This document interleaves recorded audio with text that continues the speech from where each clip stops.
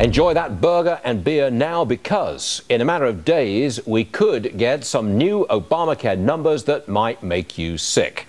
A slew of states are getting ready to update their 2015 premium prices. And if Byron York is right, it's not going to be pretty. Byron, welcome to the program.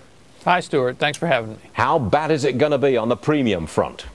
Well, it could be really bad. In a few states, you could see increases well into the double digits. But I think one thing we will see is solid, big, but not huge increases, because Obamacare has a provision in it that if you, the insurance company, raise rates by more than 10%, you have to make a regulatory explanation for it. So I think we're going to see a lot of them right below 10%, 9.8, 9.9%, and that's just going to be year after year increasing people's premiums. That's not the way it's supposed to be, Byron. I distinctly remember there's $2,500 per family savings across the board. I know what happened, but it's not supposed to happen like this now, is it?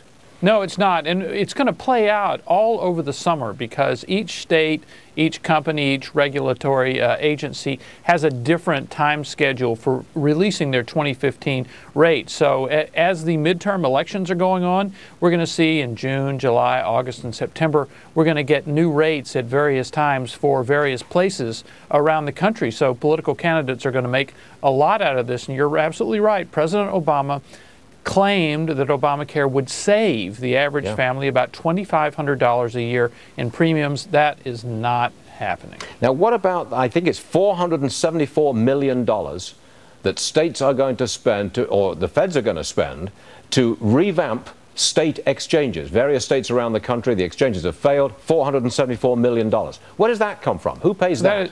That is pure incompetence and waste. Remember, about half the states decided not to build their own exchanges, so anybody in those states, they're using healthcare.gov, the federal exchange. But a lot of states, mostly with Democratic governors, did go along and build their own exchanges, and some of them have been absolute disaster. Remember Oregon? They had all those very cute little commercials about Cover Oregon. That's been a complete disaster. Never worked. Going to have to be totally rebuilt at hundreds of millions of dollars cost, all of it in federal money. Massachusetts has a big problem. Nevada has a problem.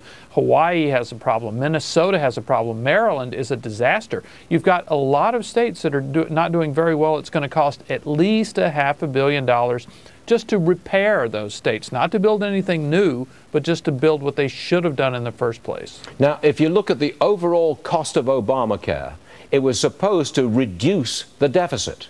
Is it going to reduce the deficit or grow the deficit? Which is it? Well, it was supposed to reduce the deficit by about $1 trillion over 10 years. That is not happening either.